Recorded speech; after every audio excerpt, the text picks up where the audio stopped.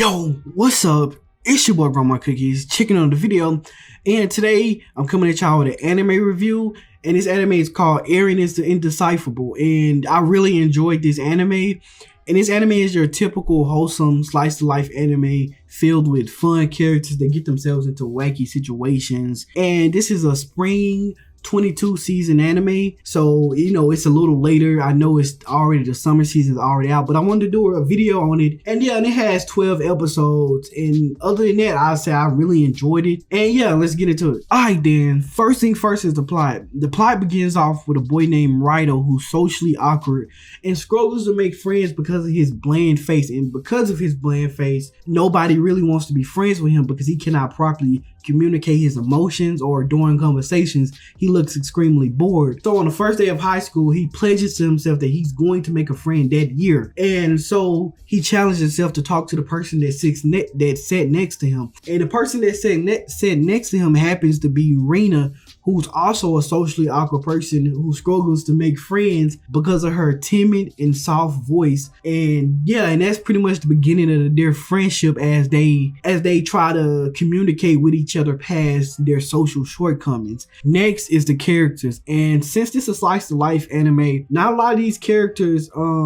have huge deep backstories, but I still enjoyed these characters because each one of them was unique and they had their own little quirks and stuff, and it made the anime super fun. So I really enjoyed a lot of these characters. And to start off, we have Rido. He's the main character, and he's pretty much a normal teenager who's in a world filled with wacky characters. Like, out of all the characters in the show, Rido is usually the most grounded character. The only time when he does something wacky is when it's for the sake of a joke. And and out of all of the characters, out of all the main characters, he also has the least amount of development. But I really did not mind that because his character stayed consistent, and they did not downgrade his character. He just stayed consistent throughout the whole show. Because like, if you go towards the first episode, you watch the first episode, and then if you skip all the other episodes and watch the 12th episode, he's going to be the same character. He really did not change. It was the other characters around him that were really changing. And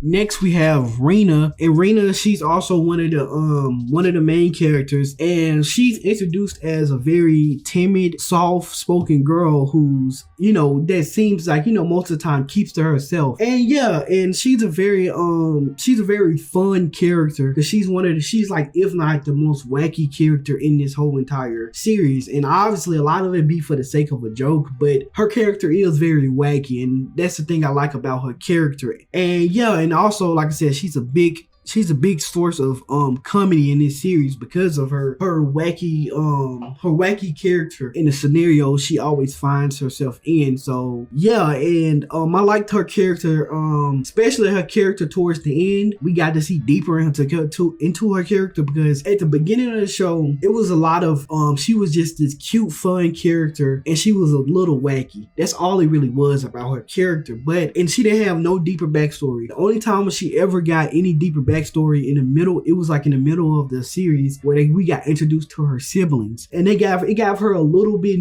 more deeper backstory. And I say her character didn't really grow into the end. Like the last 3 episodes, I don't want to spoil it, but the last 3 episodes her character really developed a lot, and she learned, and like she really grew a lot during those last 3 episodes. And next we have Mitsuki, and Mitsuki's a main character, or she's really not a main character, but I really consider her a main character because she's involved with a lot of the plot in this story. And she's pretty much Rena's best childhood friend, and she's super shy and she's also socially awkward too. And so she has like this weird quirk where she watches Rena from afar. So like the first 2 episodes, the audience, we didn't even know that she was there, but she was there watching Rena and Rido become friends, and she was becoming more jealous and stuff like that. And so and she had, like I said, she has that weird quirk where she watches people from afar, and she specifically watches Rina from afar. That's why at the beginning Raito thought that Rina didn't have no friends because of Mitsuki. She was so far away that he did not notice it. And yeah, and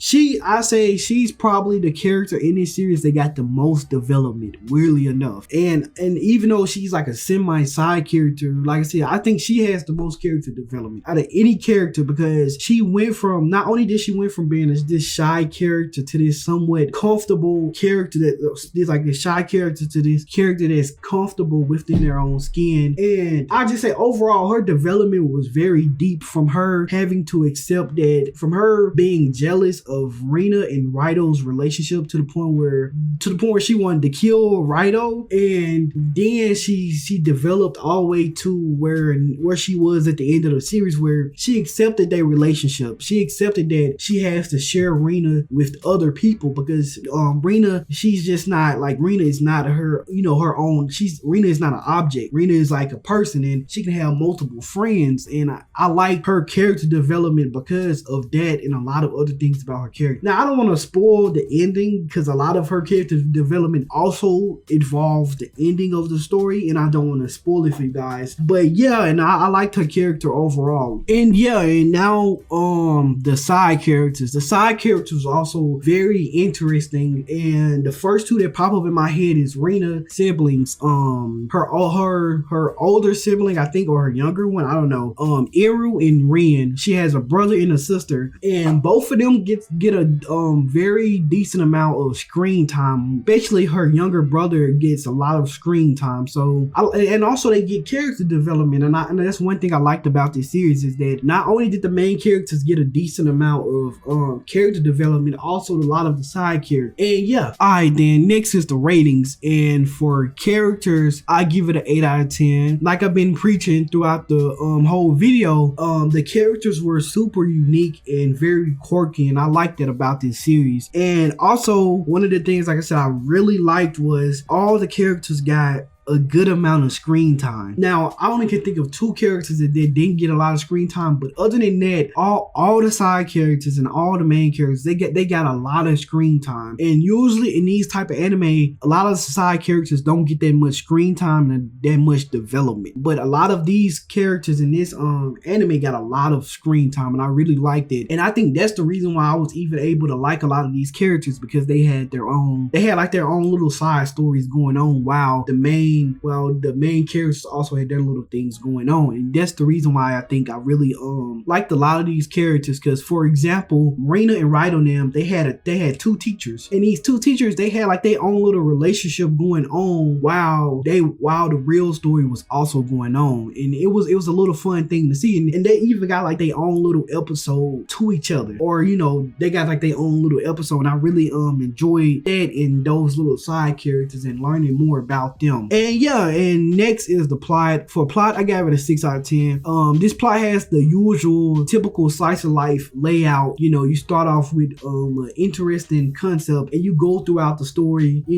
It's your typical slice of life high school anime. That's pretty much what this is. The only thing is it has like a little unique idea to it, that both of the teens are socially awkward. But other than that, even like a lot of things about the story, it's really generic. But also, like I said, the thing is the characters really made this anime for me, and also the ending. But yeah, and like I said, I give it a 6 out of 10. I really enjoyed it. And yeah, and next is the world building. And for world building, I give it a 5 out of 10. And the reason why I even got a world building a 5 out of 10 is because they didn't really show anything about the world, and we didn't find out no information about the world outside of high school. Now, we got to find out some things about the high school, but other than that, outside of high school, we didn't really get to find out anything. We barely even seen the characters outside of a high school setting. So yeah, and another thing is, like, these anime, they're not meant to be super deep when it comes to world building. They're slice of life anime. They just show you the surface, and they're more focused on characters. So that's why the characters are so high, but the world building is so low. And yeah, and next is the plot execution. I got the plot execution, even though the plot was generic, I got the plot execution 6 out of 10 too. I would have gave it lower. I was going to give it a 5 out of 10, but the thing is, the last the last 3 episodes really surprised me because of something happened the last 3 episodes that came out of nowhere. Now that I look back on it, I should have expected it, but at the time I did not expect that to happen. I thought the anime was just gonna end in the most generic way, like normal slice of life anime in high school usually ends. Like, you know how it usually ends during the winter time when everybody's finna go on break and everybody's friends all of a sudden, and it ends on a good note. That's how I thought this anime was going to end, and it somewhat ended like that, but it had a twist during the last 3 episodes that gave a lot of these characters a lot of development, and so that's why I even gave the plot execution a 6 out of 10. And for animation, I give it a 7 out of 10. The animations, it wasn't bad or it wasn't super amazing. It was just in between. It was a little bit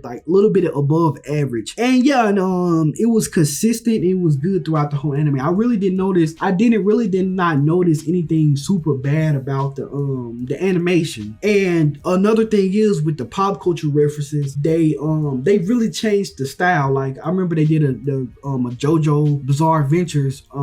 They did a pop culture reference to that, and they changed the art style to match JoJo Bizarre Adventure. So I really give them props on it, because trust me, I done seen some anime do pop culture references, but they don't change the art style to fit that reference that they're doing. And yeah, and other than that, the overall rating, I give it a 6.4 out of 10. Like I said, it was just your typical slice of life anime. Like I said, it had a unique twist to it, but you know, like I said, I like to look at these ratings from an objective standpoint, and so that's why I even gave it such a low score, 6.4 out of 10. And that's not even a low score. That's literally just an average score. Like 5 through 7 is an average score. So that's why I even gave it that. And yeah, and this is 6.4 out of 10. Last thing is, should you watch? And I say, yes, if you like wholesome slice of life anime that's really laid back and you can put some on in the background and still enjoy it, I say yes, watch this anime. But I say, if you dislike pop culture references and, you know, a lot of like filler type episodes in anime, I say then I really wouldn't recommend it for you, because you're not gonna like it, because this anime did have a lot of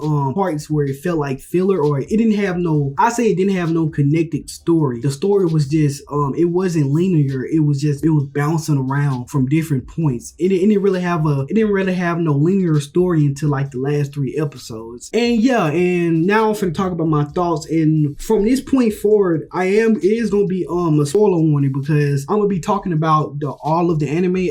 During the rest of like the earlier review, I was trying not to reveal a lot of details, just in case some people hasn't seen the anime and they was trying to see should they watch it or not. So yeah, and yeah, from this point forward, I'm gonna be spoiling everything, or the things I'm gonna talk about. I'm gonna be spoiling things. And yeah, and first thing first, with my thoughts, I say one of my biggest dislikes or pet peeve about this anime was the pop culture references were bad. Like they weren't particularly even bad. It was too frequent. Like every time they wanted to make a joke, they went to pop culture references, and that's the worst type of comedy in anime nowadays. Is that I don't know why people think putting pop culture references in anime makes it funny. It's fun, you know, like people should use pop culture references sparingly. Like, you know, like you want to make a quick joke about, you know, JoJo Bizarre Adventure or some type of big anime, then make that joke, but don't do it where every time you need to make a joke or need something to be funny, you involve some type of pop culture references. Because like from episode, like literally from the beginning all the way to like episode 10, no, I say episode 9, the pop culture references was bad. Like I remember episode 4 and 7, they really had a lot of pop culture references, and it gets so bad to the point where it gets in the way of the story. And it was funny at the beginning, but like after a while, you're like, okay, we get it. Like, can you actually have the characters do something funny instead of just throwing in a bunch of pop culture references? And yeah, and off that tangent, onto another tangent. I wanted to talk about the 6 episodes, and I'm talking about from episode, I think it was episode 3 all the way to episode 9 felt very empty. And what I mean by that is they was filled with pop culture references to begin with, and second of all, it felt like filler episodes. There wasn't really no story to unravel within those 6 episodes. Those 6 episodes, it